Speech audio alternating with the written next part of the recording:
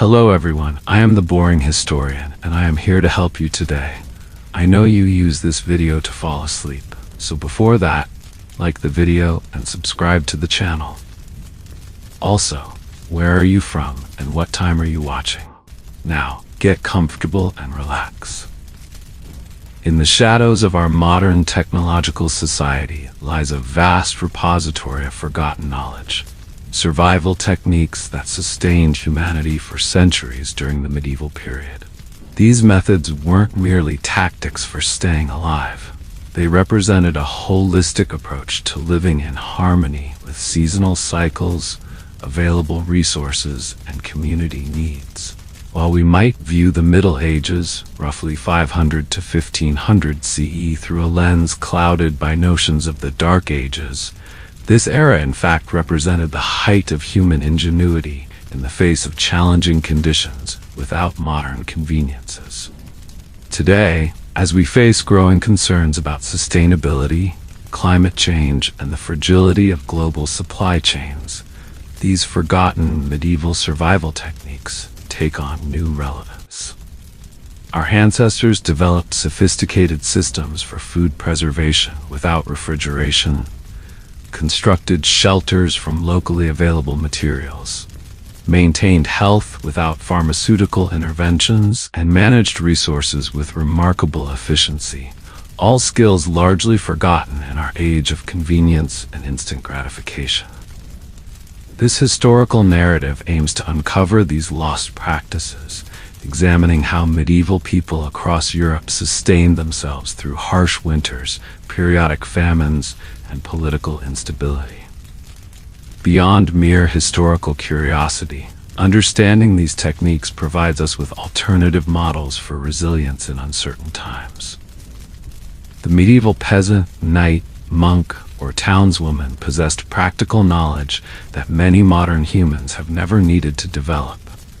Yet, this knowledge represents an insurance policy against the vulnerabilities of our complex modern systems.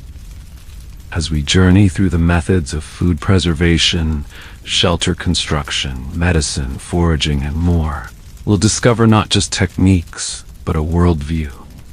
One where self-sufficiency was not a hobby, but a necessity, where communities relied on collective wisdom, and where intimate knowledge of natural cycles guided daily life. In rediscovering these forgotten skills, we may find solutions to contemporary challenges and reconnect with a heritage of resilience that lies dormant in our cultural memory. To understand medieval survival techniques in their proper context, we must first grasp the realities of medieval life.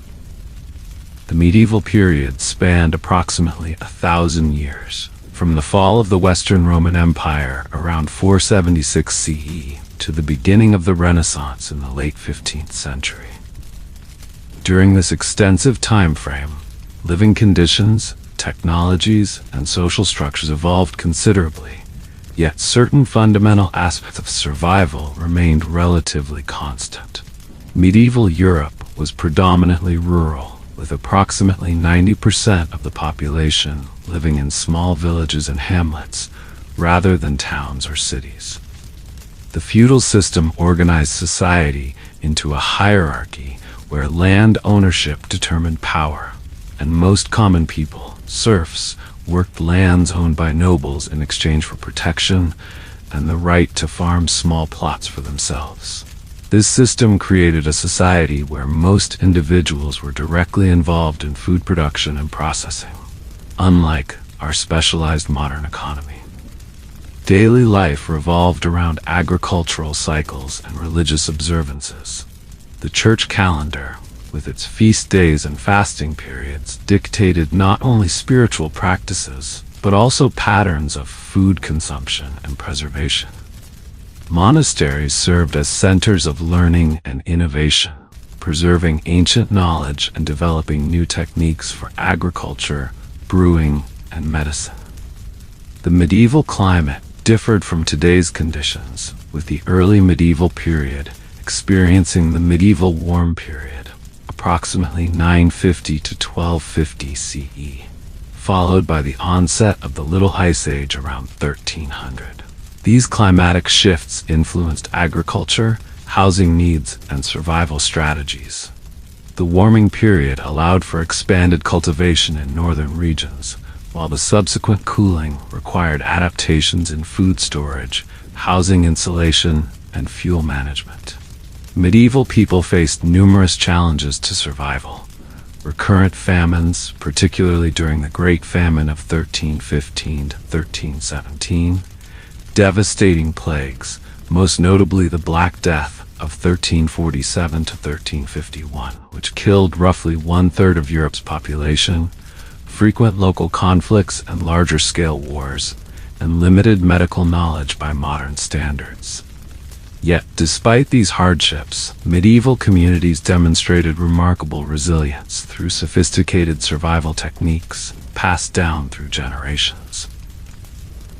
Technology in the medieval period was less mechanized than in later eras, but far from primitive. The period saw significant innovations. The heavy plow revolutionized agriculture. Water and windmills provided power for grinding grain and other tasks.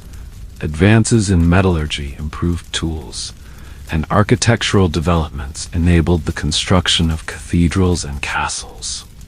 The medieval artisan possessed a depth of practical knowledge that modern specialists might envy. A carpenter, for instance, could select appropriate trees, season wood properly, and construct everything from furniture to buildings without power tools or manufactured materials. Perhaps most significantly for our exploration of survival techniques, medieval people maintained an intimate relationship with their environment out of necessity. They understood local plants, animal behavior, weather patterns, and seasonal changes in ways that most modern humans, divorced from direct interaction with nature, cannot comprehend. This environmental knowledge formed the foundation of their survival strategies, enabling them to procure food, medicine, building materials, and other necessities directly from their surroundings. As we examine specific survival techniques in subsequent sections, we'll see how this context, a predominantly rural society organized around agriculture, influenced by religious calendars, facing significant challenges, technologically innovative within its means, and intimately connected to the natural world, shaped the medieval approach to ensuring basic needs were met, even in difficult circumstances. In a world without refrigeration, preserving the harvest was not merely convenient, it was essential for survival. Medieval communities developed sophisticated methods to extend the life of foods through the lean months, creating a complex seasonal rhythm of preservation activities that ensured year-round nutrition. The practice of smoking meats was a cornerstone of medieval food preservation, combining multiple preservation principles in one effective technique.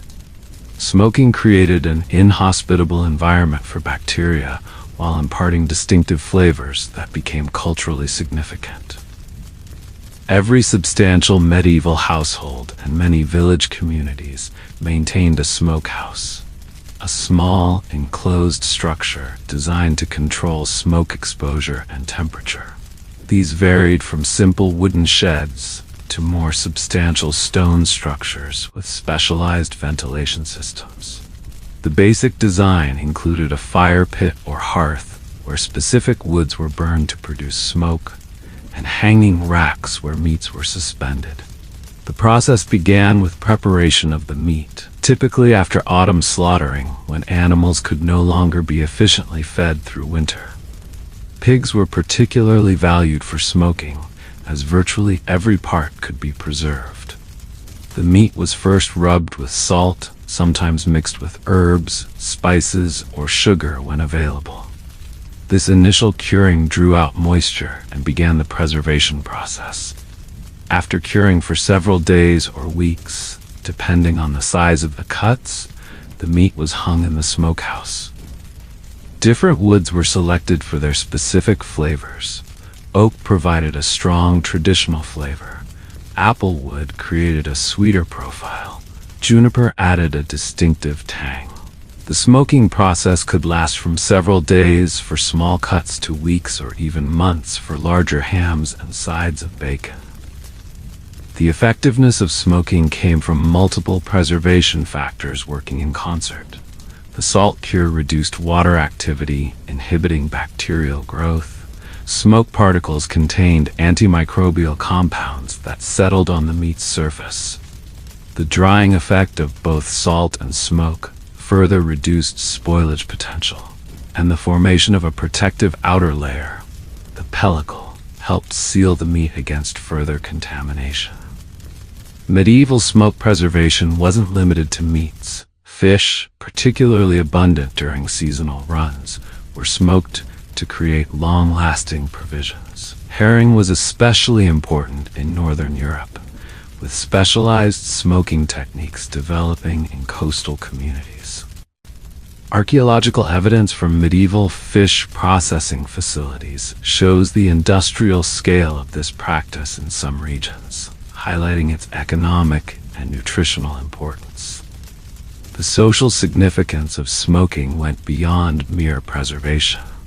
Smokehouses became community gathering points during slaughtering time, with shared labor reinforcing social bonds. Regional smoking techniques developed distinctive flavor profiles that became part of cultural identity. We still recognize specific traditions like Black Forest ham or Scottish kippers, products whose origins trace directly to medieval smoking practices. A 13th century account from an English manor describes the annual smoking ritual.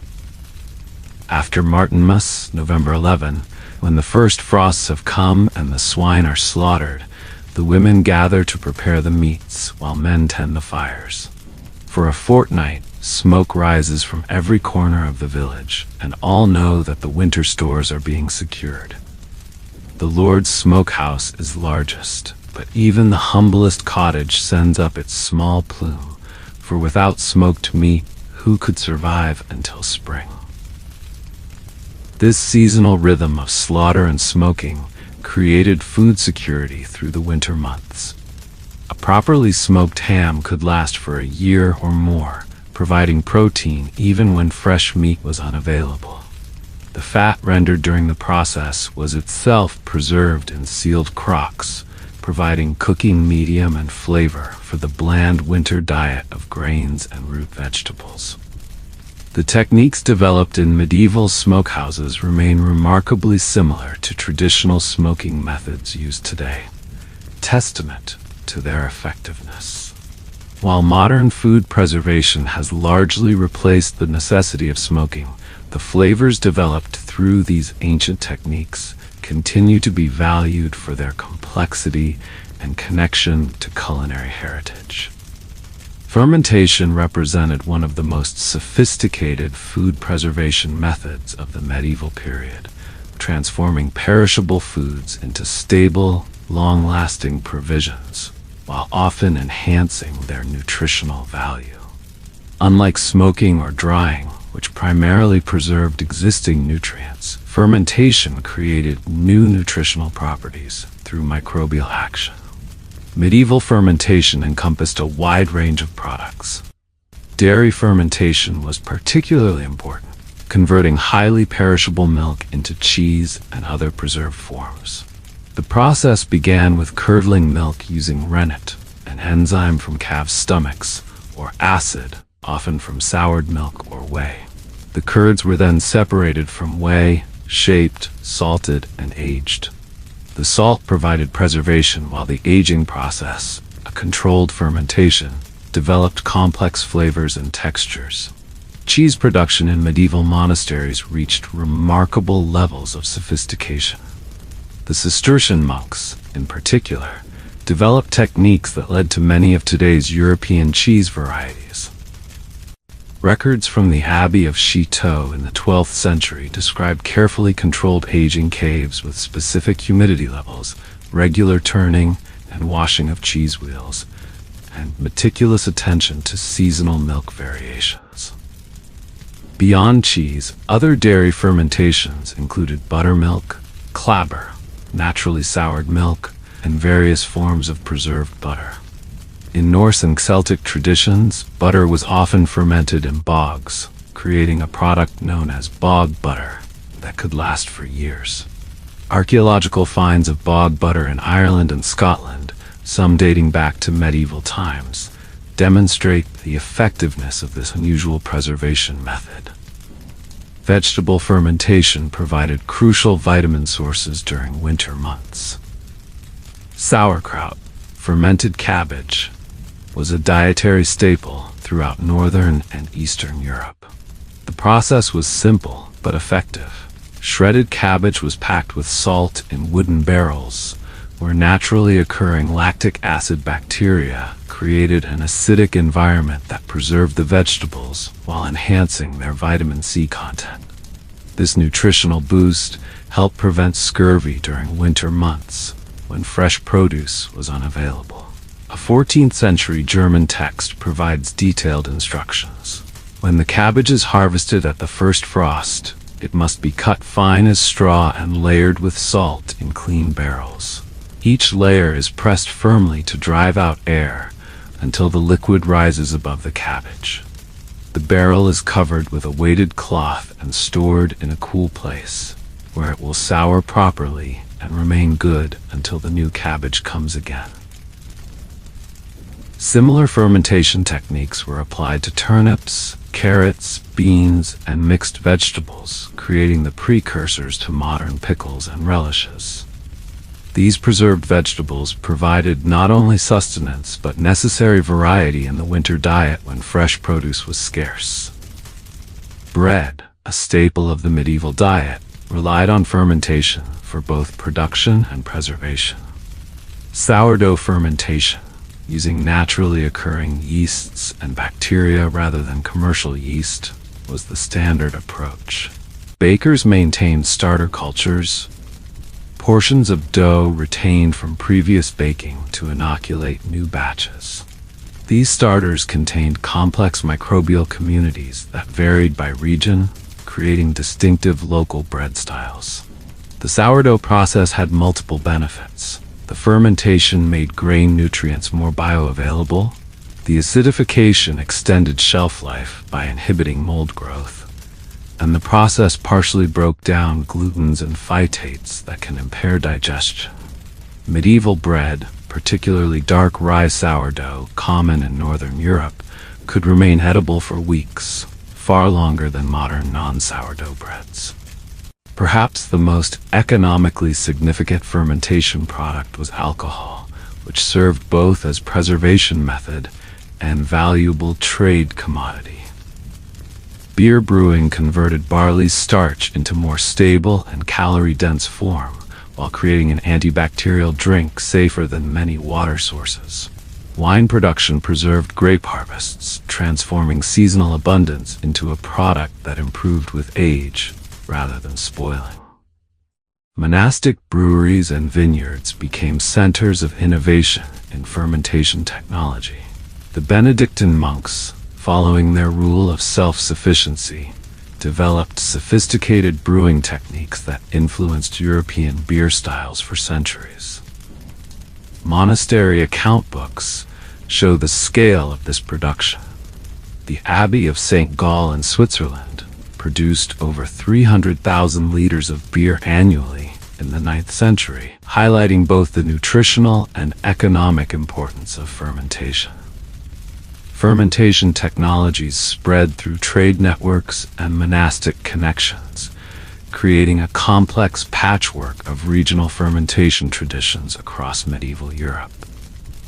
These techniques allowed communities to transform seasonal abundance into year-round nutrition, making fermentation one of the most valuable survival skills of the period. Dehydration stands as perhaps the oldest and most fundamental food preservation technique used in medieval times. By removing moisture, the element necessary for microbial growth and enzymatic activity, medieval people created stable food reserves that could last for years under proper conditions. The simplicity of drying, made it accessible to all social classes, requiring minimal specialized equipment. For most households, drying involved nothing more complex than proper timing, appropriate cutting or preparation of foods, and suitable drying locations. Common methods included sun drying, wind drying, and using the residual heat from cooking fires or bread ovens.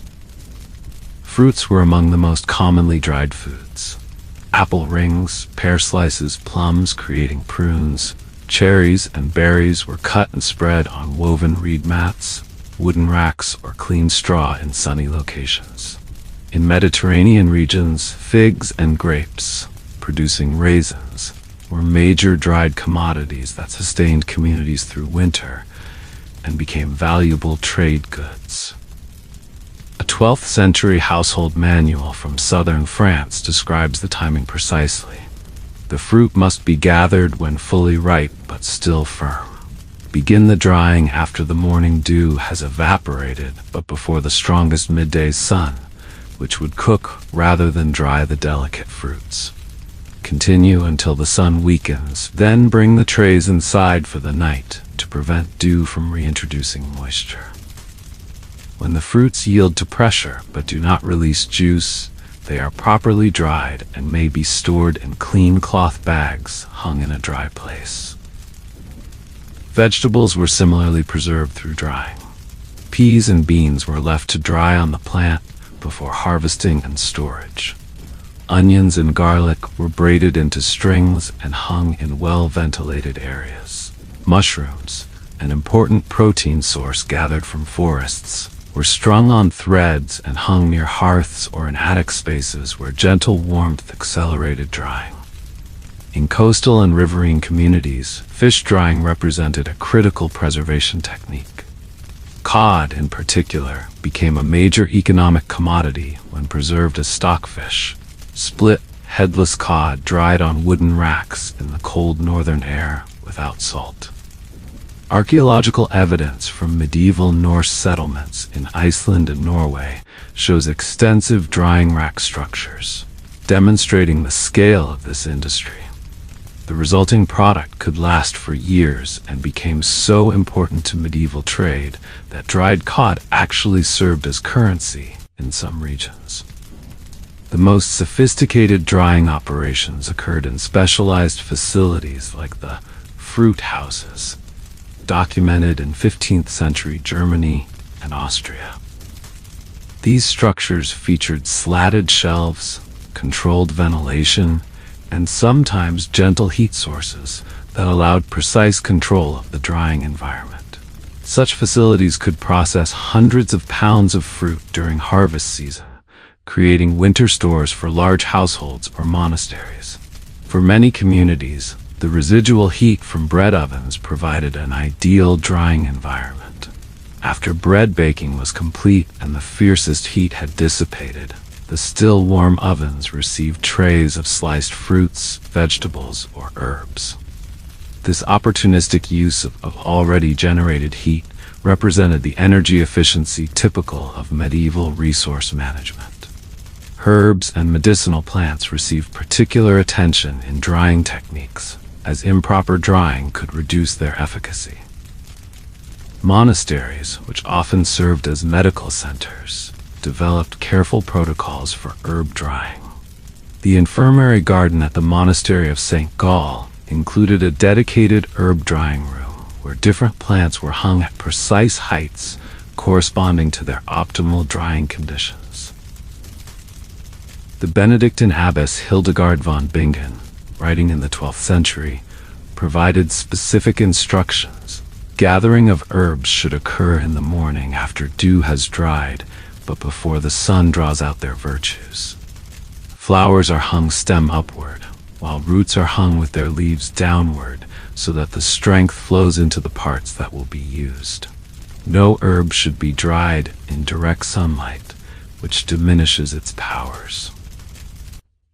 Storage of dried foods required careful attention to prevent moisture reabsorption. Woven baskets lined with clean cloth, pottery containers with tight-fitting lids, and cloth bags hung in dry locations were common storage solutions. Some households used sealed boxes sprinkled with aromatic herbs to deter pests. For longer storage or particularly valuable dried goods, immersion in honey or layers of rendered fat provided additional protection against moisture and insects. Drying technologies varied by region and climate. In damper northern regions, indoor drying near hearths predominated, while Mediterranean cultures made extensive use of intense sun and dry air for rapid dehydration. These regional variations created distinctive preserved foods that became culturally significant. The dried meats of the Alps, the fruits of Provence, or the stockfish of Scandinavia all represented regional adaptations of dehydration techniques to local conditions. The medieval understanding of food preservation through drying demonstrated sophisticated empirical knowledge. Without understanding the microbiology of food spoilage, medieval practitioners nonetheless developed effective systems that controlled moisture levels, protected against recontamination, and maintained nutritional value. Lessons that remain valuable in modern food preservation.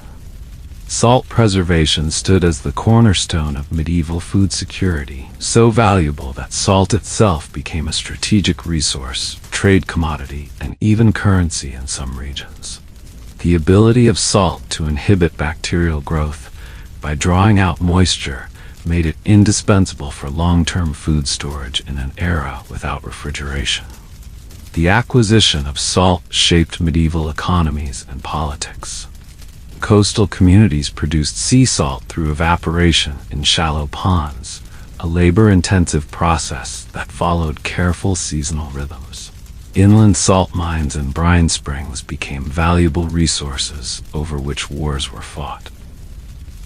The salt roads of medieval Europe, trade routes specifically dedicated to this crucial commodity, demonstrate its economic significance.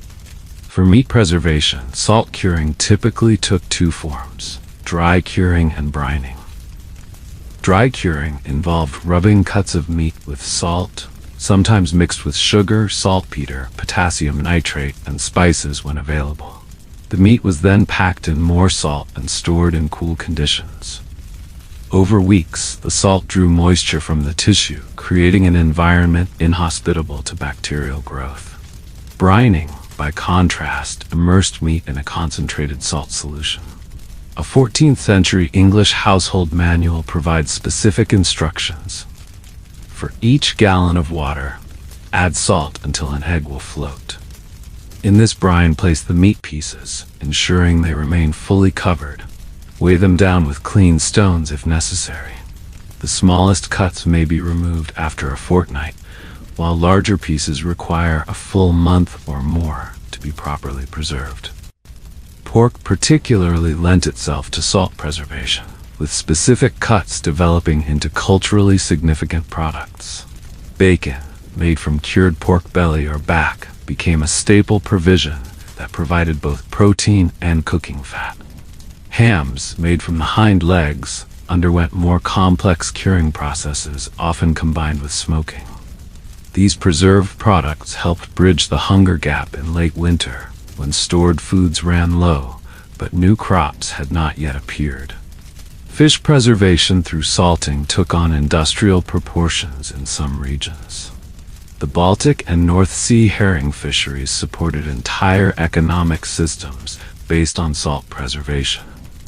Herring would be gutted immediately upon catching, then layered with salt in wooden barrels.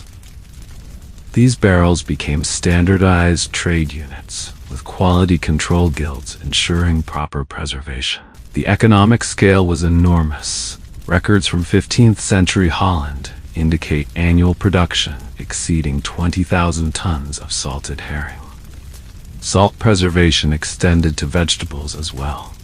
While fermentation, discussed previously, was more common for vegetable preservation, direct salting was used for certain products. One notable example was samphire, a coastal plant harvested and packed in salt to preserve its unique flavor. Salt was also used to create vegetable pastes that could season the otherwise bland winter diet, particularly in Mediterranean regions. The effect of salt preservation on medieval cuisine cannot be overstated. The distinctive flavors of salt-cured foods became embedded in culinary traditions. Cooking techniques evolved specifically to manage the saltiness of preserved foods, typically involving soaking or parboiling before final cooking. This necessity created dishes that remain cultural touchstones, the salt cod preparations of southern Europe, or the ham and bean combinations found throughout the continent. Beyond flavor, salt preservation shaped nutrition patterns. While effective at preventing spoilage, heavy salting did reduce certain nutrients. Medieval communities adapted by complementing salt-preserved foods with other preservation methods that maintained different nutritional profiles, creating a balanced approach to year-round nutrition. The social dimensions of salt preservation were equally significant. Salting days became community events, particularly during autumn slaughtering time. A 15th century account from rural France describes how, at the killing time after Martinmas, the women gather to cut and salt while men tend to the slaughtering. Every part that can be preserved is carefully salted, even to the intestines, which, cleaned and filled with spiced meat, become sausages that will feed the household until Easter. Salt's value led to careful recycling practices. Used brine was never discarded, but rather boiled down to recover the salt or used to pickle less valuable foods. Salt containers were carefully maintained, and salt storage became a specialized household skill, as moisture absorption could ruin both the salt and its preservation capabilities. The medieval approach to salt preservation represents a sophisticated system developed through generations of empirical observation. While lacking scientific understanding of bacteria and food safety, medieval practitioners nonetheless created effective preservation protocols that maintained food security through seasonal scarcity. These techniques, particularly dry curing and brining, remain essentially unchanged in traditional food preservation today, testament to their effectiveness and cultural significance. Honey preservation represented one of the most sophisticated and effective methods available to medieval households, providing not only sweetness but remarkable antibacterial properties that could preserve foods for years or even decades. Unlike salt or smoking, honey preservation actually enhanced the nutritional value of foods while protecting them from spoilage. The antibacterial properties of honey derive from multiple factors. Its high sugar content creates osmotic pressure that draws moisture from bacteria. Its slight acidity inhibits many microorganisms. It contains hydrogen peroxide and other antimicrobial compounds, and its physical density prevents oxygen exposure. Medieval people, while not understanding these scientific principles, recognized honey's exceptional preservative qualities through observation and experience. Fruit preservation in honey was particularly common. Berries, cherries, plums, and sections of larger fruits were fully immersed in honey and stored in sealed containers. The resulting preserved fruits retained more vitamins and flavor than dried alternatives. These honey-preserved fruits served both as sweeteners and as medicinal preparations, particularly for winter illnesses when fresh produce was unavailable. A 13th century monastic infirmary manual recommends, for winter coughs and melancholy humors, preserve roses and violets in the purest honey during their season. A spoonful of these flowers and their honey, mixed in warm water, eases the chest and lifts the spirits during the dark months when illness most threatens. Monastic communities played a significant role in developing honey preservation techniques. Beekeeping was a common monastic activity, providing both honey and wax for candles. Monastery records show sophisticated understanding of apiculture, with careful attention to hive placement, flowering plant cultivation, and harvest timing to produce specific honey varieties for different preservation purposes. Beyond fruits, honey was used to preserve nuts, herbs, and even certain meats. A particularly valued preparation was honeyed venison, where thin slices of raw venison were layered in honey with herbs and spices. This preparation, mentioned in several medieval hunting manuals, allowed the preservation of game meat without the strong flavor changes caused by smoking or salting. Honey also served as a preservation medium for medicinal preparations. Infused honeys, created by steeping herbs in warm honey, extracted and preserved plant compounds while creating stable medicinal products. These preparations, known as melitums, appear frequently in medieval medical texts for conditions ranging from wound care to respiratory ailments. The practice of creating oxymel, a mixture of honey and vinegar infused with herbs, combined the preservation properties of both substances. Hildegard von Bingen, the 12th century Benedictine abbess and medical writer, prescribed various oxymel preparations for ailments ranging from digestive disorders to fever. These preparations could remain potent for years when properly stored. Honey's value made it a precious commodity, often used selectively for the most valuable foods or medicinal preparations. Its production required significant expertise in beekeeping, a specialized skill that some villages delegated to designated honey specialists. Forest honey, harvested from wild bee colonies, supplemented cultivated sources and was particularly valued for its complex flavors and medicinal properties. Storage of honey-preserved foods required careful attention to container sealing.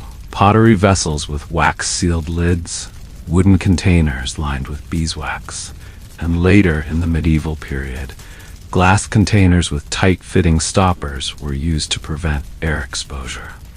When properly sealed, honey-preserved foods could last indefinitely. Archaeological discoveries have found honey from ancient Egyptian tombs still bacteriologically viable after thousands of years. The economic importance of honey preservation led to detailed regulations in some regions. Guild records from 15th century Germany show strict quality controls for commercial honey production, including inspections of hives, processing facilities, and finished products. These regulations indicate both the value placed on honey and the recognition of its crucial role in food security.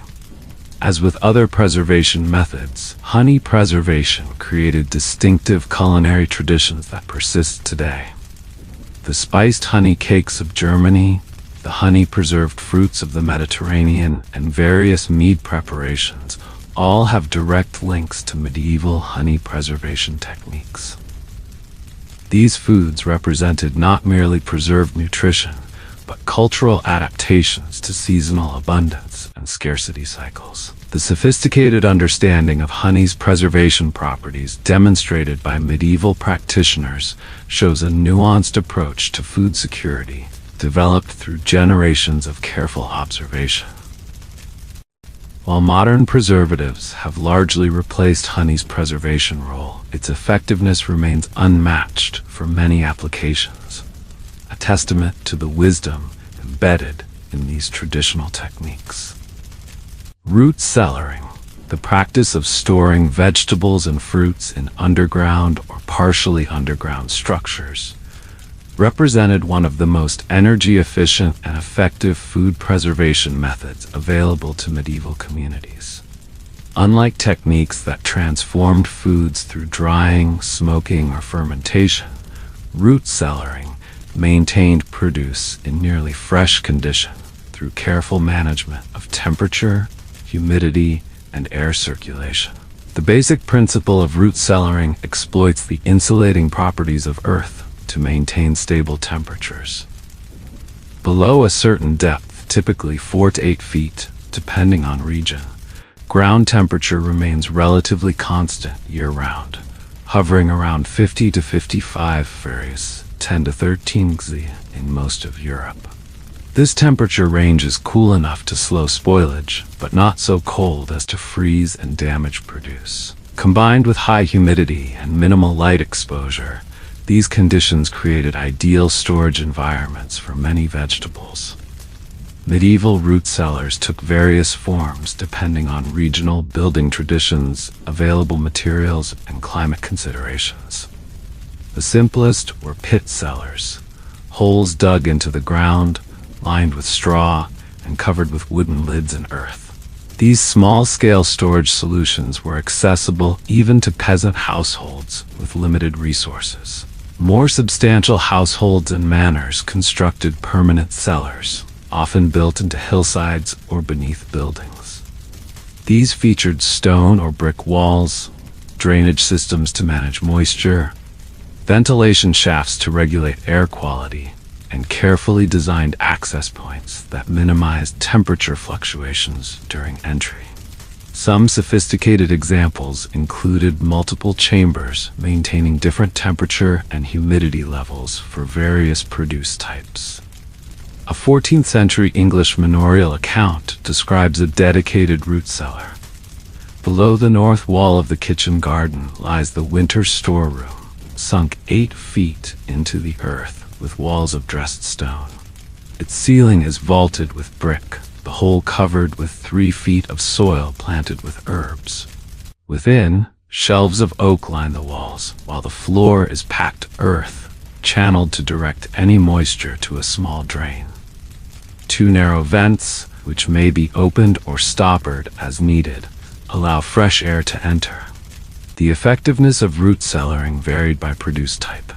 Root vegetables, particularly carrots, turnips, beets, and parsnips, stored exceptionally well, often remaining viable for 4 to 6 months under proper conditions. These vegetables formed the backbone of winter nutrition in northern regions. Cabbages, properly harvested with roots attached, could last 3 to 4 months. Onions and garlic, cured before storage, remained viable through winter and into spring if kept in slightly drier conditions than root vegetables. Apples and pears, when carefully selected for storage varieties and handled to prevent bruising, could last 3 to 5 months in root cellars. Medieval orchards typically included specific late-ripening varieties chosen for their storage properties, rather than immediate consumption quality. These storage fruits provided crucial vitamin sources during winter months, when fresh produce was otherwise unavailable. The management of root cellars required considerable expertise, developed through generational knowledge transfer. Proper harvesting techniques were essential. Vegetables harvested during cool morning hours, with minimal damage to skins and with root ends intact, stored significantly longer than carelessly handled produce. The timing of harvest in relation to moon phases appears in several medieval agricultural texts, suggesting systematic observation of storage outcomes related to harvest timing. Organization within the cellar followed careful protocols. Different vegetables required slightly different storage conditions. Root vegetables were often buried in barely damp sand or clean soil. Cabbages were sometimes hung from ceiling beams rather than placed on shelves. Apples were stored away from other produce due to the ethylene gas they release, which accelerates ripening. Regular inspection allowed removal of any beginning to spoil before they could affect others. A 15th century household manual advises, visit the root cellar weekly with a candle well shielded to prevent warming. Examine fruits and roots carefully, removing any showing soft spots or mold. In severe frost, place vessels of water among the stores. Should these freeze, more covering must be added above the cellar. In mild periods, open the air shafts during the coldest part of night, then seal them again before dawn brings warmth. The social dimensions of root cellaring reflected broader medieval community structures. While individual households maintained their own storage facilities, community root cellars also existed in many villages, particularly in Northern and Eastern Europe. These shared facilities combined resources for construction while creating collective responsibility for food security. Village records from 14th century Germany describe rotating inspection duties among households using communal storage facilities. The root cellar's importance extended beyond mere food storage. These cool, stable environments also preserved beer, wine, dairy products, and medicines that required controlled temperatures. In larger households and monasteries, separate cellar sections might be dedicated to different storage needs, creating a comprehensive preservation system managed by specialized staff. The medieval approach to root cellaring demonstrates sophisticated empirical understanding of preservation principles. Without scientific knowledge of microbial activity or respiration rates, medieval practitioners nonetheless developed systems that effectively controlled the key factors in produced storage. The energy efficiency of these systems, using thermal mass rather than active cooling, represents a sustainable approach to food preservation that remains relevant in contemporary discussions of energy conservation. Among the more sophisticated preservation techniques of the medieval kitchen, potting and confit methods stand out for their effectiveness and the culinary refinement they represented. These approaches used fat as a protective seal against oxygen and contamination, creating preserved foods that maintained exceptional flavor and texture for extended periods. Potting, in its medieval context, involved cooking meat, fish, or fowl, then packing it in containers and sealing it beneath a layer of rendered fat. This technique created an anaerobic environment that prevented microbial growth while protecting against rancidity. The resulting preserved meat remained tender and flavorful, unlike the often stringy texture of dried meat or the intense saltiness of cured products. The process typically began with gentle cooking, often with aromatic herbs and spices. The meat was then shredded or chopped, packed firmly into earthenware containers, and covered with a thick layer of clarified butter or lard that solidified upon cooling, creating an airtight seal. These potted meats could last for months when stored in cool conditions, providing ready-to-eat protein that required no further cooking. A 15th century household account from a noble estate in Burgundy describes the autumn preparation of potted game. After the hunt, the finest portions of venison and boar are simmered gently with wine, juniper, and pepper until tender. These are pulled into small pieces, pressed into the tall gray jars, and covered with fresh butter rendered clear. When cooled, the jars are stored in the north cellar, where they remain good until spring brings fresh meat again.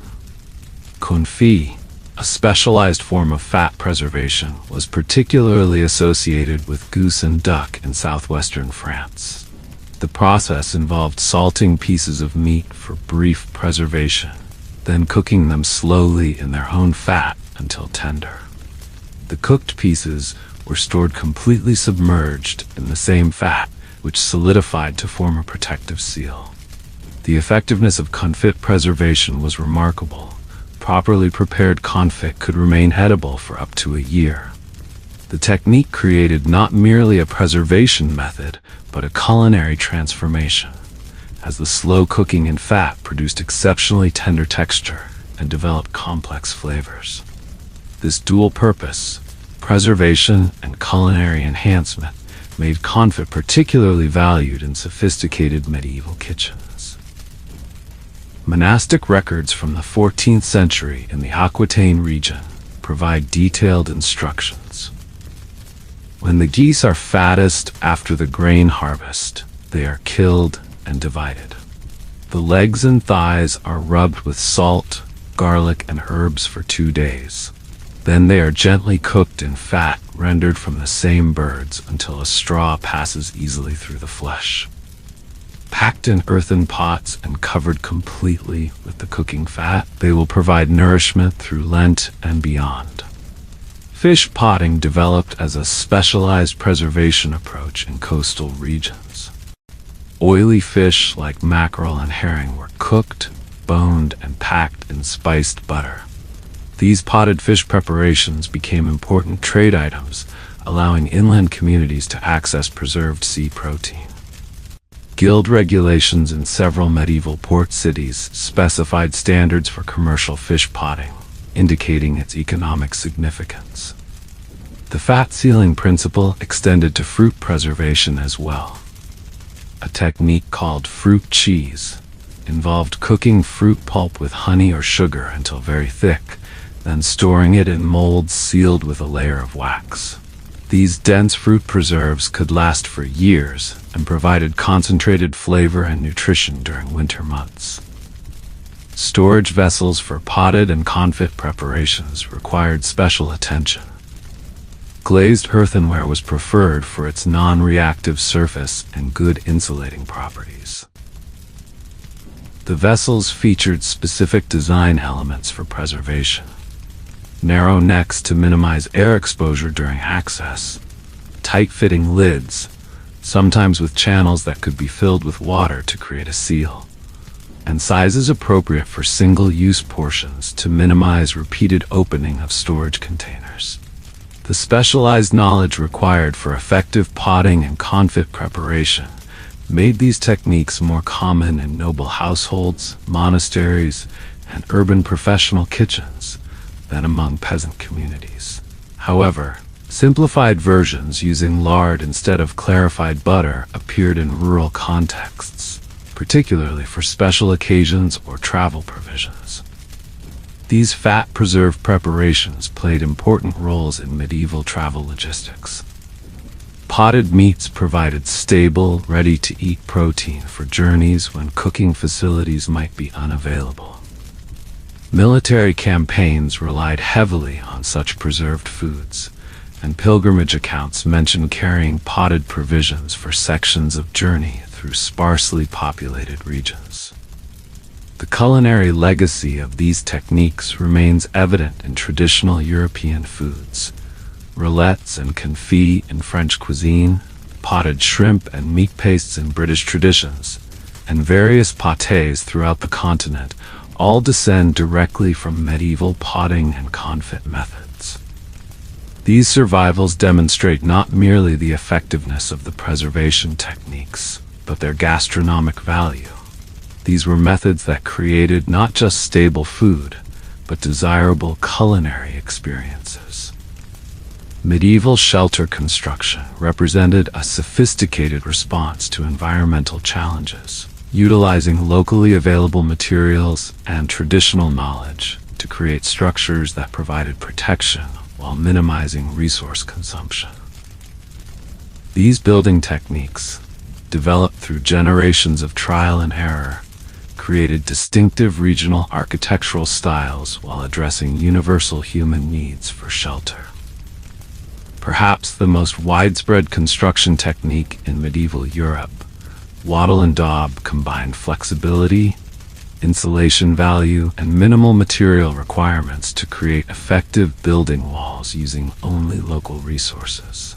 The technique involved creating a woven lattice of wooden strips, wattle, and filling the gaps with a mixture of clay, straw, animal dung, and sometimes lime, daub.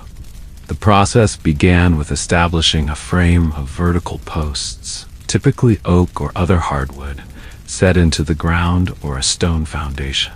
Between these posts, thin, flexible branches, often hazel, willow, or oak saplings, were woven horizontally to create a lattice. This weaving pattern created remarkable structural strength through tension and compression forces working together, similar to modern composite materials. Once the wattle framework was complete, the daub mixture was applied by hand to both sides of the lattice. The composition of daub varied by region based on available materials. Clay-rich soil formed the base, straw or animal hair provided tensile strength. Sand improved durability. Animal dung contributed binding properties through fibrous plant matter and natural glues, and lime, where available, increased water resistance and durability. A 13th century building account describes the community effort involved. When building commences, women and children gather by the river to dig clay, which is mixed with straw chopped fine and dung from the cattle byre.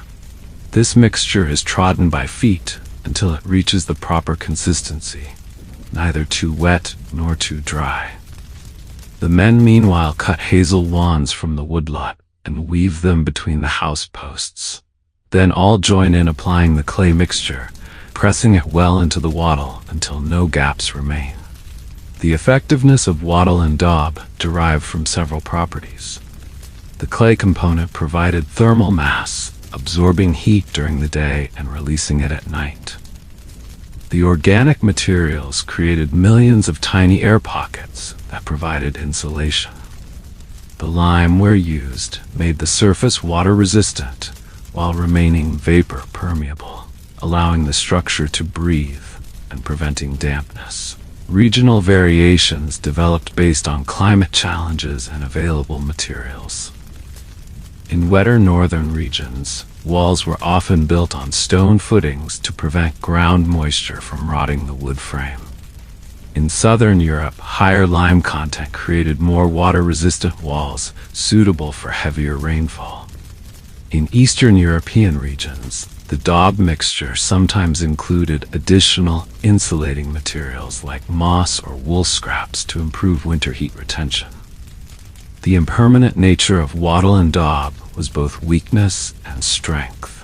While requiring more maintenance than stone construction, these walls could be easily repaired when damaged, and materials could be recycled when rebuilding became necessary. This adaptability suited the uncertain conditions of medieval life, allowing homes to be modified or rebuilt as family needs or agricultural conditions changed. Archaeological evidence from medieval villages shows sophisticated applications of wattle and daub beyond simple walls. The technique was used for internal partitions, chimney flues, storage bins, and even furniture. The versatility of the method, combined with its accessibility to even the poorest households, made it the dominant building technique for ordinary people throughout the medieval period. Cob construction represented a more substantial earth-building technique than wattle and daub, creating monolithic walls of remarkable durability and insulating properties. The material, a mixture of clay-rich soil, straw, sand, and water, was built up in layers to form load-bearing walls capable of supporting substantial roof structures without internal framing. The process began with preparing the cob mixture, which required careful attention to proportions. Too much clay would cause cracking as the wall dried. Too little would reduce structural strength.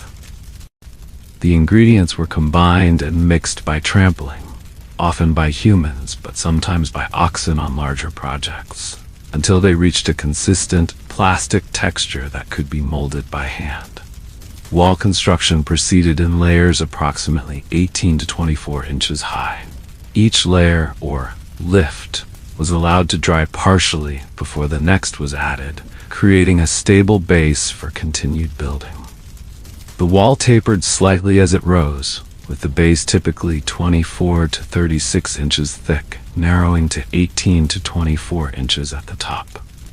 This natural batter increased stability while reducing material requirements. Openings for doors and windows required special attention.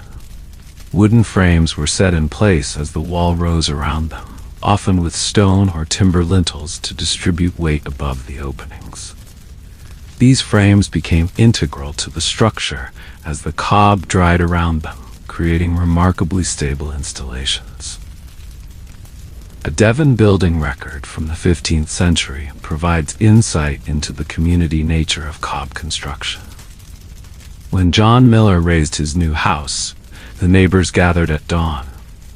The men had already dug the proper soil and mixed it with straw from last harvest. The women brought food for all, as the work would continue until dusk.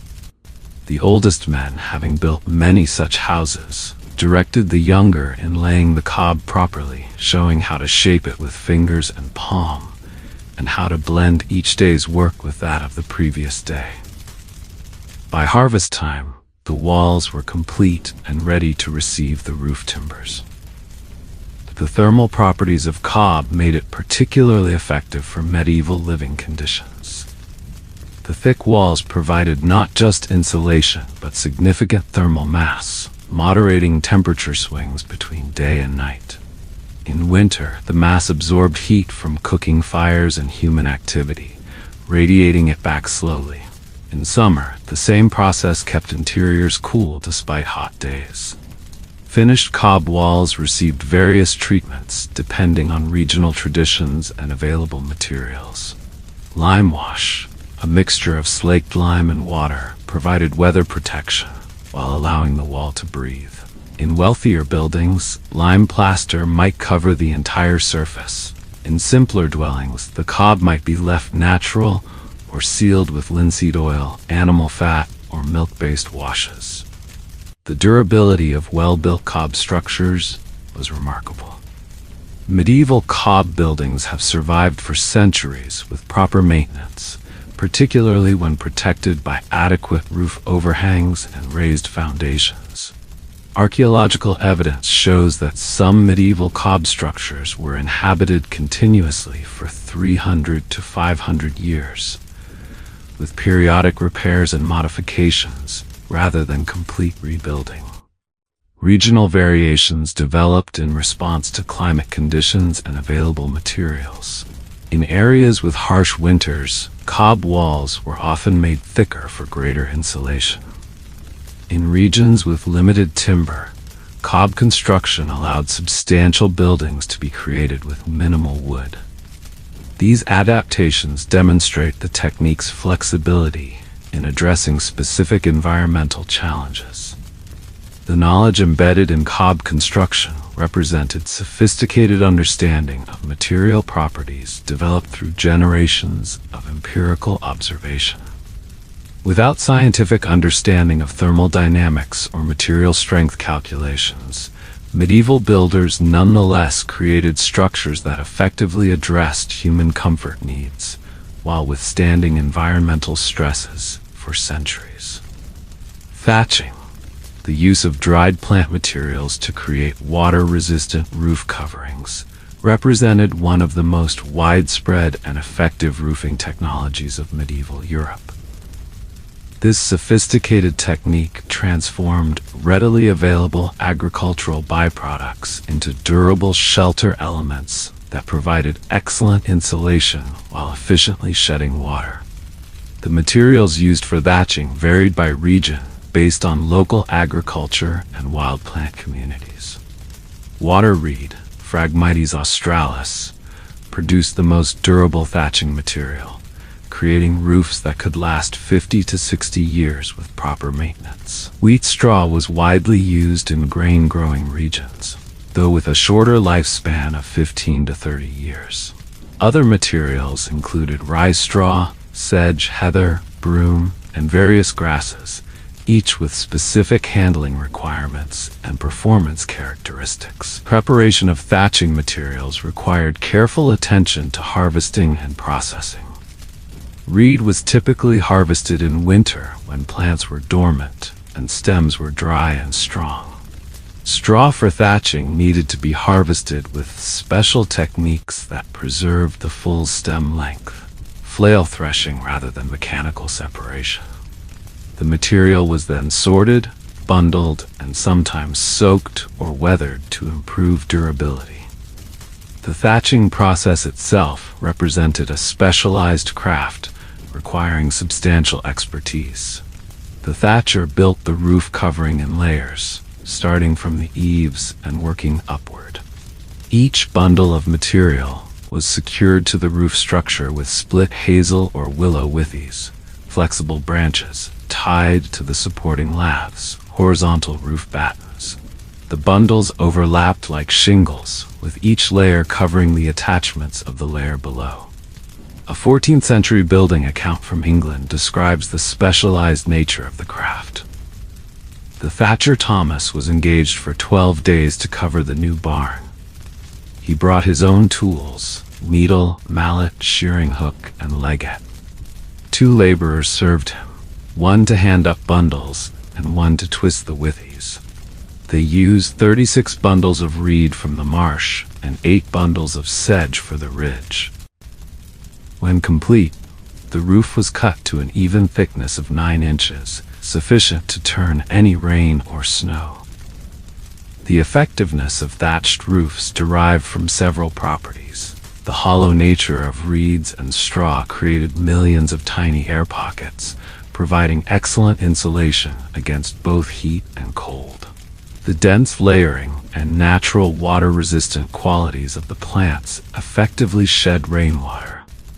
The breathable nature of the material allowed moisture to escape from inside the building, reducing dampness problems common with other roofing materials. Regional variations in thatching techniques created distinctive roof forms that became elements of vernacular architectural identity.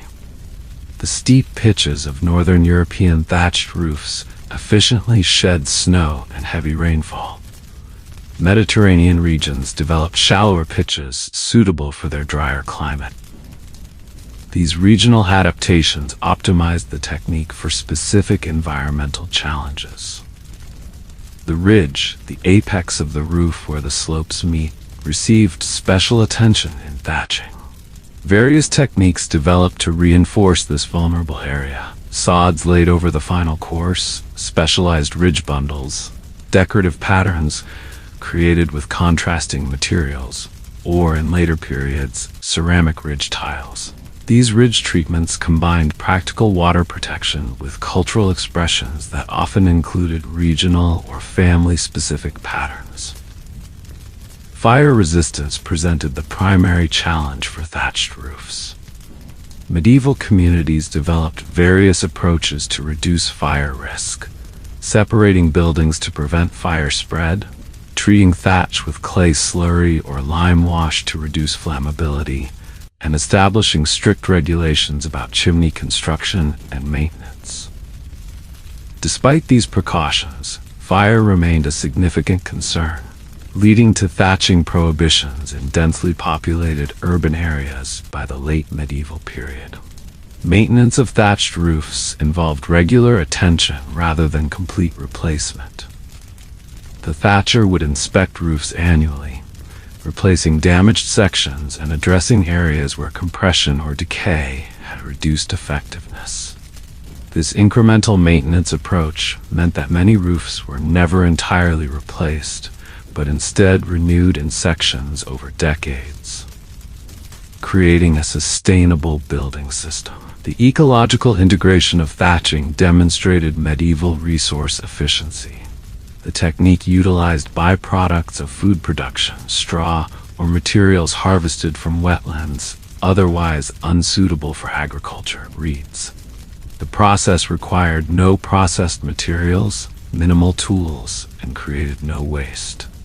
At the end of its useful life, thatch could be composted or used as animal bedding, creating a completely renewable building system. Archaeological evidence and surviving medieval buildings demonstrate the effectiveness of traditional thatching. The technique created comfortable interior environments while withstanding centuries of weather exposure. The knowledge embedded in these systems, from material selection through installation techniques to maintenance protocols, represents sophisticated understanding of plant properties, water dynamics, and thermal performance developed through generations of careful observation. Earth sheltering. The practice of using earth to insulate and protect structures represented one of the most energy-efficient building approaches available to medieval communities. These structures, which ranged from partially bermed buildings to fully underground spaces, exploited the thermal mass and insulation value of earth to create stable interior environments with minimal resource requirements. The simplest form of earth sheltering involved banking soil against existing walls, creating a thermal buffer that moderated temperature extremes. This technique was commonly applied to animal shelters, root cellars, and the north walls of dwellings. The banked earth provided insulation equivalent to substantially thicker constructed walls, while requiring minimal materials and labor. More sophisticated approaches integrated earth sheltering into the initial design. Buildings set into hillsides, with one or more walls partially or completely underground, appeared throughout medieval Europe, particularly in regions with challenging climate conditions. These semi-subterranean structures maintained more stable interior temperatures than fully exposed buildings, while reducing exposure to prevailing winds. A 13th century account from a mountainous region in Central Europe describes such a dwelling. The house of Hans, the charcoal burner, is wisely built against the slope of the hill, such that the rear wall and half of each side wall lie within the earth. Only the southern face stands fully exposed to receive the sun's warmth. Thus, even in the deepest winter when snow covers all, the dwelling remains temperate with modest fire, while in summer it stays cool when other houses suffer from heat. Fully underground structures served specialized purposes in medieval communities. Root cellars, as discussed in the food preservation section, exploited the stable temperatures below frost level to store produce. Ice houses, typically stone-lined pits dug deep into north-facing slopes and covered with thick thatch or turf, preserved winter ice for summer use, particularly in noble households and monasteries. Storage spaces for wine, beer, and dairy products similarly benefited from underground construction. The stable temperatures improved preservation, while the high humidity maintained by earth structures prevented barrel shrinkage and liquid loss. Monastic records detail elaborate underground storage systems with specialized chambers for different products, all exploiting the natural temperature regulation provided by earth sheltering. The construction techniques for earth-sheltered buildings required careful attention to moisture management. Effective drainage around and beneath structures prevented water infiltration, typically through layers of stone or gravel that directed water away from the building. Interior walls in contact with earth often received specialized treatments: lime plaster, birch bark layers, or wooden wainscoting, to manage the higher humidity typical of earth-sheltered spaces. Ventilation systems in underground structures demonstrated sophisticated understanding of air movement principles. Many designs incorporated passive ventilation shafts that exploited temperature differentials to create natural air circulation. These systems maintained air quality while preserving the thermal benefits of earth sheltering, requiring no mechanical systems or energy inputs. A particularly interesting application of earth sheltering principles appeared in northern European turf houses, where walls and roofs consisted of stacked sod layers cut from meadows. These structures, with living plant material forming the building envelope, provided exceptional insulation while naturally regenerating their outer surface through continued plant growth. Archaeological evidence from Iceland, Norway, and Scotland shows turf buildings that remained in continuous use for centuries with periodic maintenance rather than complete rebuilding. The thermal performance of earth-sheltered buildings was remarkable by modern standards. Temperature measurements in reconstructed medieval earth-sheltered structures show interior temperature fluctuations of only 5-10 degrees Celsius, 3-6 Celsius throughout the year, despite exterior temperature swings of 80 degrees Fahrenheit, 44 degrees Celsius, or more in some regions.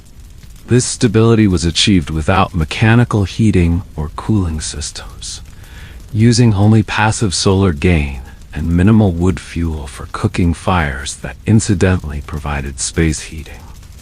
Beyond their practical advantages, earth-sheltered structures held cultural significance in many regions. In Iceland, turf farmhouses became expressions of cultural identity, with specific regional construction patterns developing distinctive forms. In parts of Eastern Europe, partially underground dwellings incorporated elaborate decorative elements on their exposed faces, creating cultural statements despite their practical origins. The resource efficiency of earth-sheltered building techniques made them particularly valuable in regions with limited timber or other building materials. By using earth, the most abundant building material available, communities could create comfortable living spaces while reserving scarce wood for essential structural elements, tools, and fuel. The knowledge embedded in these building systems demonstrates sophisticated empirical understanding of thermodynamics, moisture management, and structural engineering principles developed through generations of observation and refinement.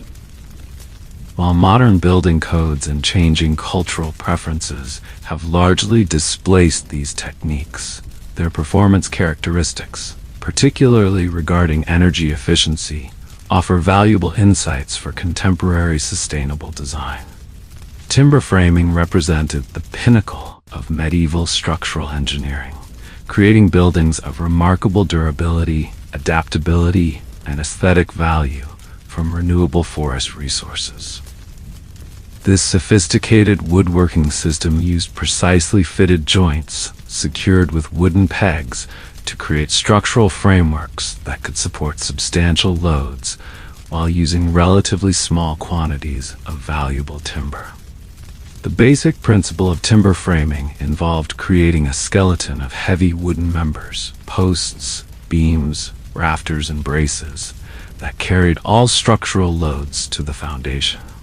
This frame stood as an independent structure with non-load-bearing walls, floors, and other elements added afterward. The system allowed for efficient use of timber by concentrating material where structural requirements demanded it, while using lighter materials elsewhere. The heart of timber framing lay in its joinery, the connections between wooden members. Unlike modern construction with its metal fasteners, medieval timber frames relied on precisely cut wooden joints, locked together with tapered wooden pegs, trunnels, or tree nails. These joints, mortise and tenon, dovetail, scarf, lap, and numerous specialized variants, created connections that grew stronger over time as the wood aged and cells compressed at joint interfaces. The construction process began with careful selection of trees.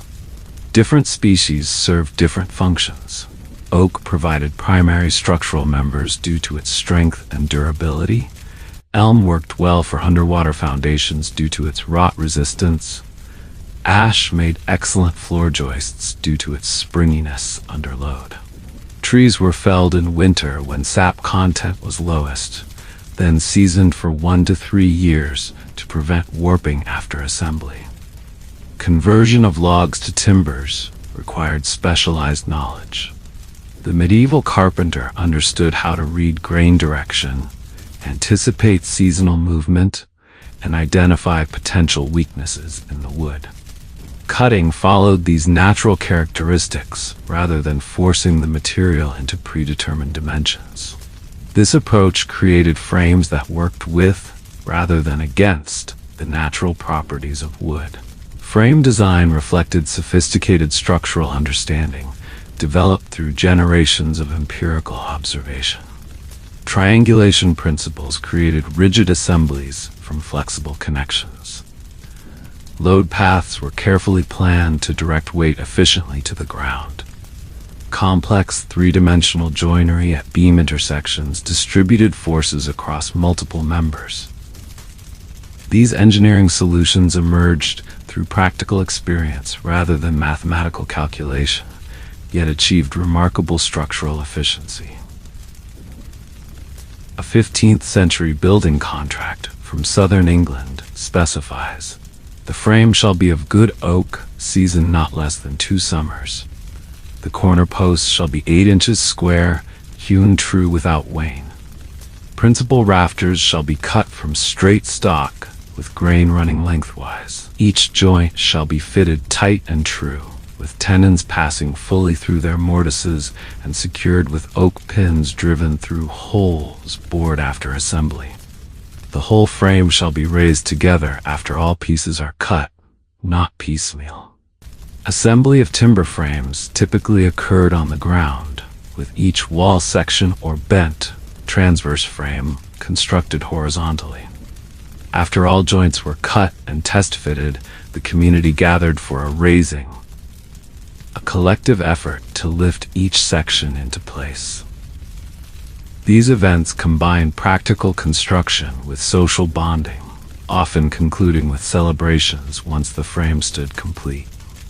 The structural efficiency of timber framing allowed for impressive engineering achievements. Open halls spanning 30 to 40 feet without internal supports became possible through sophisticated truss designs.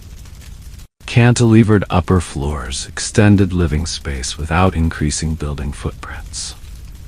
These capabilities made timber framing particularly valuable in urban environments where space constraints demanded engineering innovation. Regional timber framing traditions developed distinctive techniques and aesthetic expressions.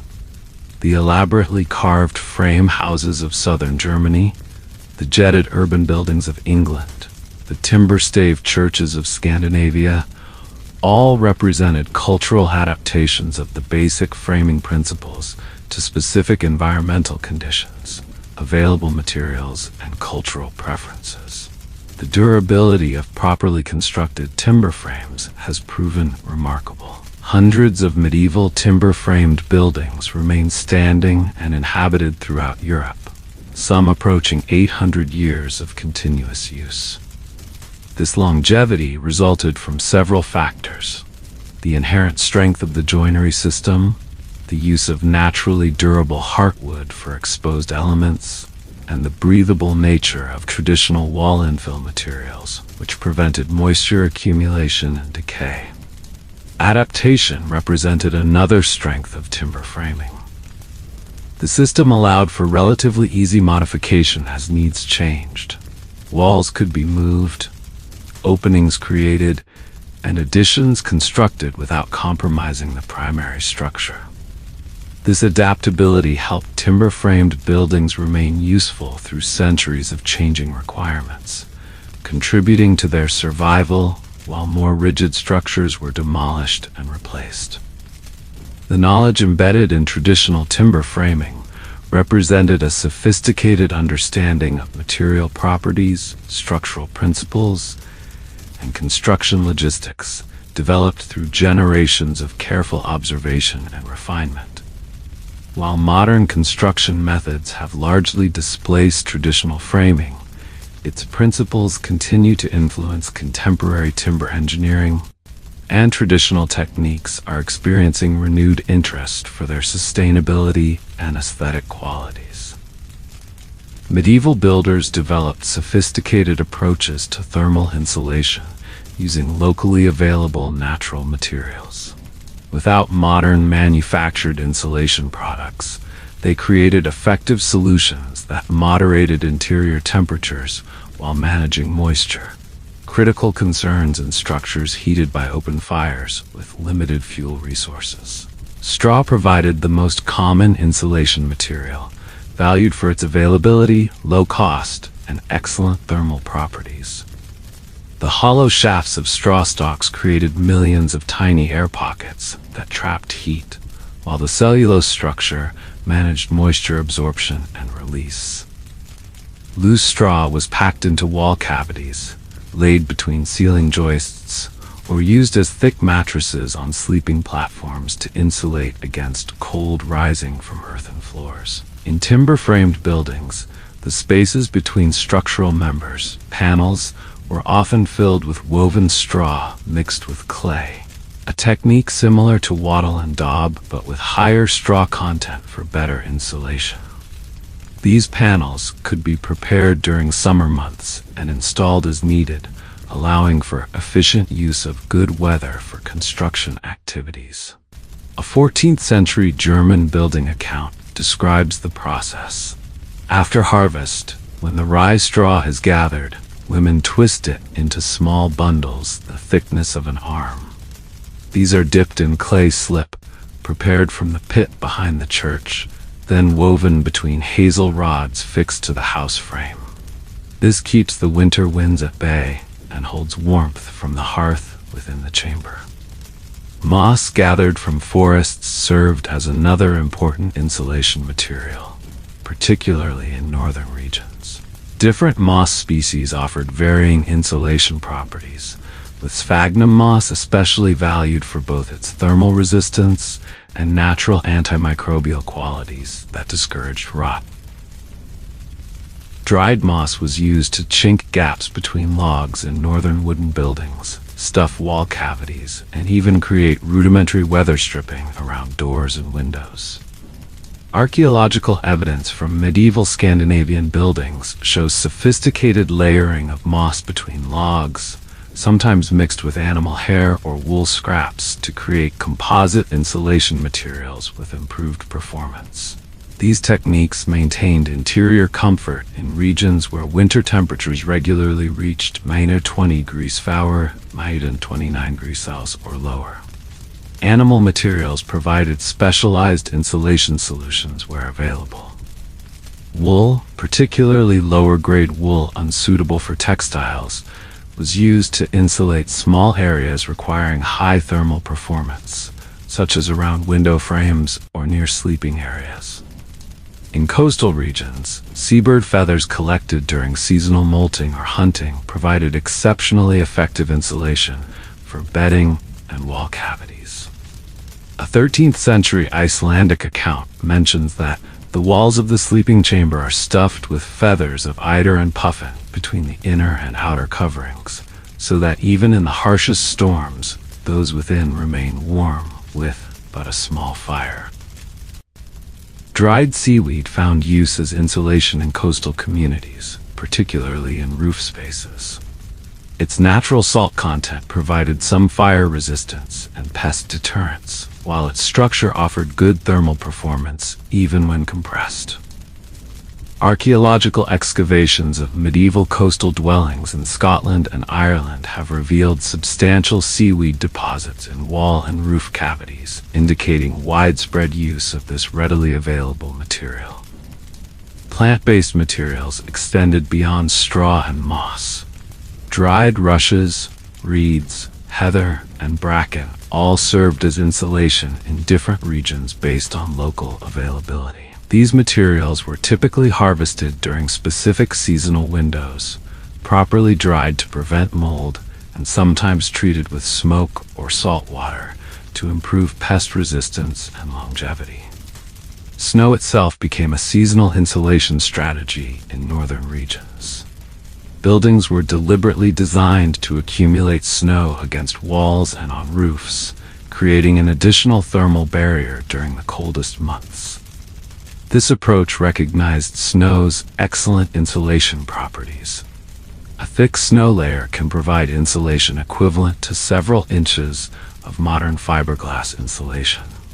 Beyond bulk insulation materials, medieval builders developed targeted strategies for preventing heat loss through specific vulnerable areas. Door openings received special attention, with heavy fabric hangings, multiple door layers, or angled entryways that prevented direct wind paths into living spaces. Windows, typically small due to the difficulty of creating transparent coverings, were sealed with oiled parchment, thin animal horn, or mica sheets in wealthier buildings, or simply stuffed with straw bundles during the coldest weather in simpler dwellings. The effectiveness of these natural insulation methods has been validated by modern testing of preserved or reconstructed medieval buildings. Thermal imaging of authentic medieval structures shows surprisingly good performance, with well-insulated medieval walls sometimes outperforming standard 20th century construction. This efficiency resulted from the combination of thick thermal mass, stone or earth walls, with strategic natural insulation in key areas, an approach that used limited resources to maximum effect. The knowledge embedded in these insulation systems demonstrates sophisticated empirical understanding of thermal dynamics and material properties developed through generations of observation. While lacking scientific terminology or measurement tools, medieval builders nonetheless created effective solutions to maintain human comfort with minimal resource consumption, principles increasingly relevant to contemporary sustainable design. Medieval communities maintained intimate knowledge of wild food resources that supplemented agricultural production.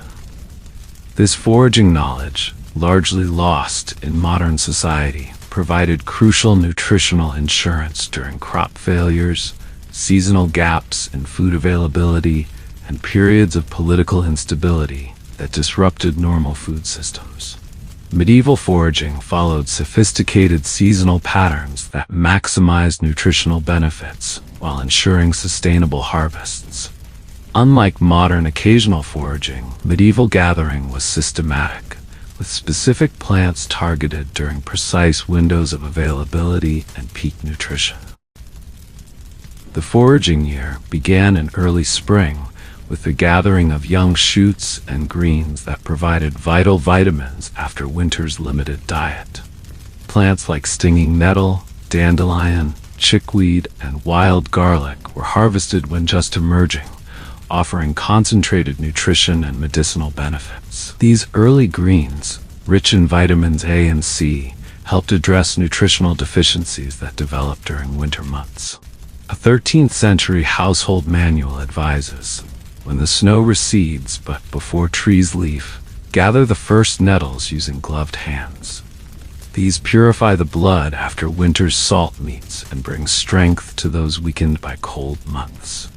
They may be eaten as pottage, added to bread dough, or dried for later use when illness comes. Spring foraging focused particularly on cleansing bitter greens that supported liver function after the winter's high-fat, low-vegetable diet. Dandelion, chicory, and sorrel were specifically valued for their digestive properties, reflecting a sophisticated understanding of seasonal nutritional needs. These plants were incorporated into spring tonics and cleansing broths that prepared the body for the changing season. As spring progressed to early summer, foraging attention shifted to flowers and their medicinal properties. Elderflowers, lime, linden, blossoms, chamomile, and various wild roses were collected for immediate use in spring tonics and medicines, or dried for winter remedies. These floral harvests occurred during specific day parts and weather conditions to maximize essential oil content. Monastery records provide precise timing. Gather elder flowers when fully opened but before any have begun to brown, on a dry morning after dew has lifted but before full sun has diminished their virtues. Take only 1/3 of the flowers from any shrub, leaving the remainder to form berries that will be gathered in autumn. Midsummer brought the first fruits, wild strawberries, raspberries, and currants, which were consumed immediately for their nutritional benefits or preserved for medicinal use. These fruits, while small compared to modern cultivated varieties, offered concentrated flavor and medicinal properties. Children often took primary responsibility for berry gathering, learning plant identification and sustainable harvesting practices from an early age. Late summer and early autumn represented the peak of foraging abundance, with mushrooms, nuts, larger fruits, and medicinal roots all becoming available. This period required strategic decision-making about immediate consumption versus preservation for winter use. Different household members might specialize in specific forage types.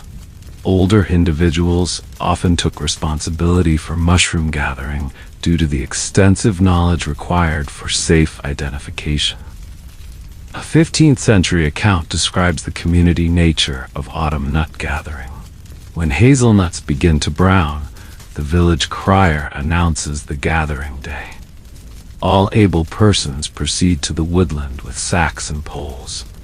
Children climb smaller trees while men use long hooks to bend higher branches within reach.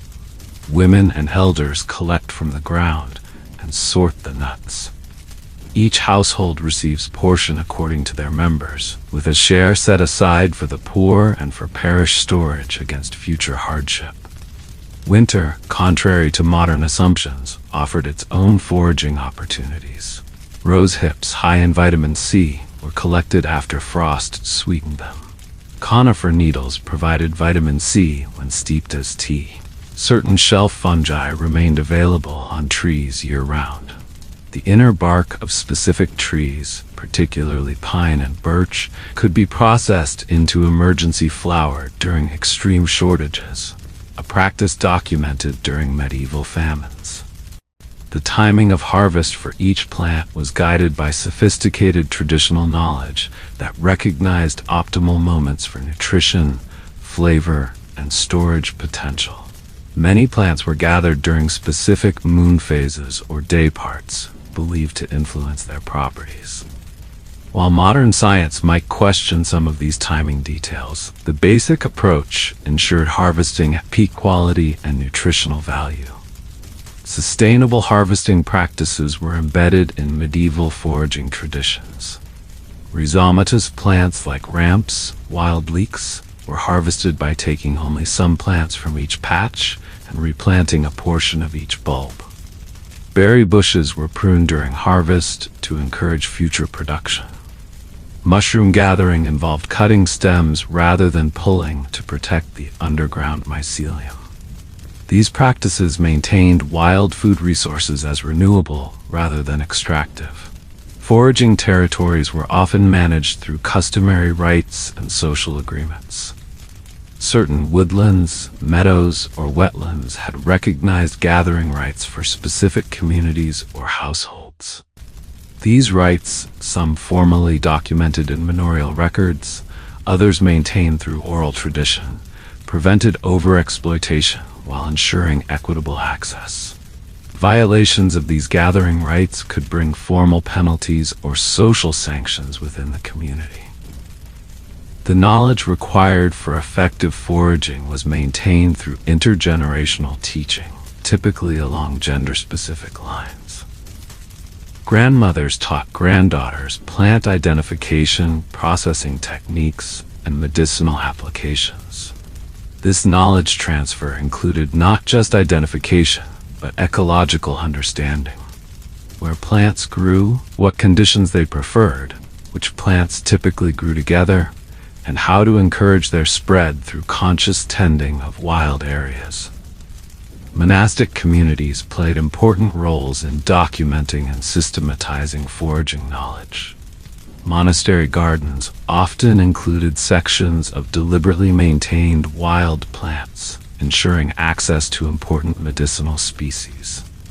Illustrated herbals produced in monastery scriptoria recorded plant appearances, properties, and uses, creating reference materials that complemented oral tradition.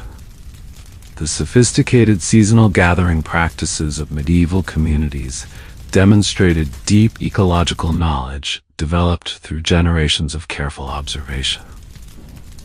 This system, timing harvests for maximum nutrition, ensuring sustainable yields, maintaining territorial management, and transmitting knowledge through established teaching relationships, created a resilient wild food procurement system that complemented agricultural production and provided crucial nutritional insurance in uncertain times.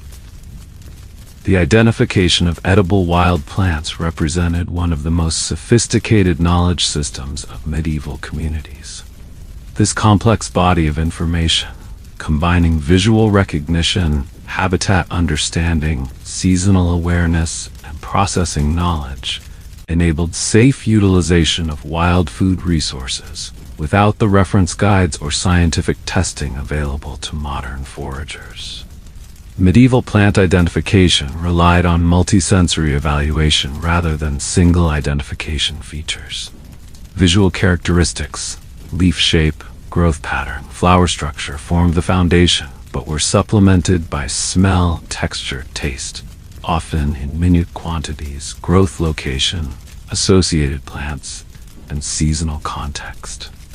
This holistic approach reduced misidentification risks when dealing with potentially dangerous lookalikes. A 14th century instructional text from a monastery in Central Europe demonstrates this approach. The wholesome hemlock parsley grows in damp meadows where morning mist lingers. Its leaves shine as though polished and smell sweet when crushed between fingers. The deadly water hemlock, which resembles it, grows with feet in standing water, has dull leaves that release an unpleasant odor, and shows purple spots upon its stem. Learn these differences well, for mistaking one for the other has brought death to the unwary. Plant families formed an organizational framework for identification knowledge. Medieval foragers understood plant relationships long before formal botanical classification. Plants with similar characteristics, the mustard family's four-petaled flowers and distinctive taste, the mint family's square stems and aromatic qualities, or the carrot family's umbrella-shaped flower clusters, were recognized as groups with shared properties, helping to predict edibility within unfamiliar species. Monastic herbals documented these family relationships through illustrations that emphasized key identifying features. The Pseudo-Apuleius herbarius, circulated in various forms throughout the medieval period, grouped plants by apparent relationships and provided detailed illustrations of distinguishing characteristics. These texts supplemented rather than replaced direct teaching, serving as memory aids for knowledge transmitted through practical instruction. Seasonal progression provided another identification framework. Medieval foragers recognized plants through their complete life cycles, not just at harvest stage. This developmental understanding allowed identification even when plants weren't in their most distinctive phases. Recognizing the young leaves of particular plants in spring, their flowers in summer, their seed structures in fall, and even their dried stalks in winter. Safety protocols for unfamiliar plants revealed sophisticated risk management. When encountering unknown plants with potential food value, medieval foragers applied systematic testing methods. These typically involved staged exposure, rubbing a small portion on the skin to check for irritation, touching a minute amount to the lips, tasting a tiny fragment without swallowing, and finally consuming a small portion and waiting 24 hours before larger consumption. These protocols allowed cautious expansion of food knowledge while minimizing poisoning risks. Lookalike differentiation received particular attention in foraging education. Dangerous misidentifications, mistaking water hemlock for water parsnip, death-cap mushrooms for edible agarics, or autumn crocus for wild garlic, were specifically addressed through comparative teaching. Children learning foraging would have potentially dangerous lookalikes presented alongside edible varieties, with differences systematically emphasized through repeated demonstration. A 15th century account describes this teaching method. The wise woman Agnes took her granddaughters to the water meadow, where both sweet cicely and fool's parsley grow. She plucked both plants and showed how the sweet cicely smells of aniseed when crushed, while fool's parsley has no such scent. She had them feel the sweet cicely's smooth stem and the fool's parsley's ridged one. "Remember these differences," she told them, "for one makes good soup while the other brings stomach pains." Plant habitat and growing conditions provided additional identification context. Medieval foragers understood ecological niches, which plants preferred woodland edges versus open meadows, north-facing slopes versus south-facing ones, alkaline soils versus acidic conditions, or disturbed ground versus established habitats. This ecological knowledge narrowed identification possibilities and provided confirmation for visual identification. Processing requirements formed another essential knowledge component. Many wild plants require specific preparation to remove toxins or improve digestibility. Acorns, for instance, need leaching to remove bitter tannins. Certain ferns require cooking to neutralize thiaminase enzymes, and some roots must be properly dried or cooked to eliminate harmful compounds. This processing knowledge was integral to plant identification teaching, not just recognizing plants, but understanding how to make them safely edible. The monastic herbal tradition documented these processing requirements alongside identification features. The influential text attributed to Hildegard von Bingen specifically notes preparation methods. The root of the burdock, dug when the plant has reached full size but before flowering, must be scraped of its dark outer layer and soaked in cold water for 1 day before cooking.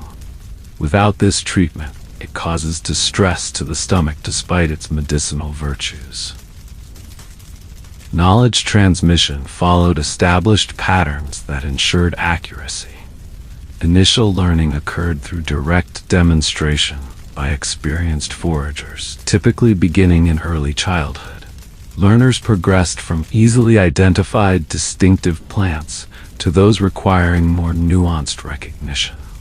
Critical plants, those with dangerous lookalikes or requiring special processing, were taught through repeated seasonally appropriate demonstrations across multiple years.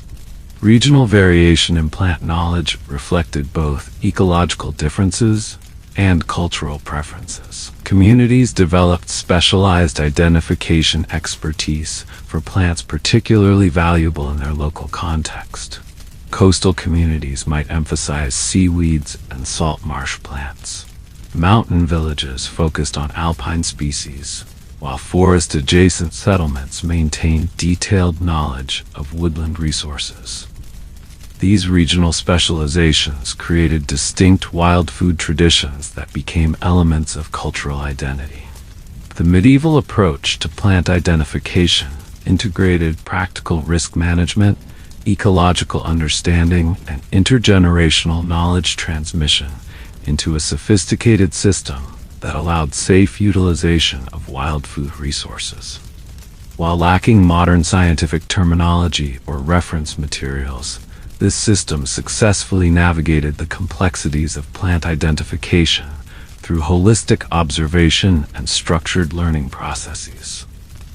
Bookmark: Traditional hunting methods.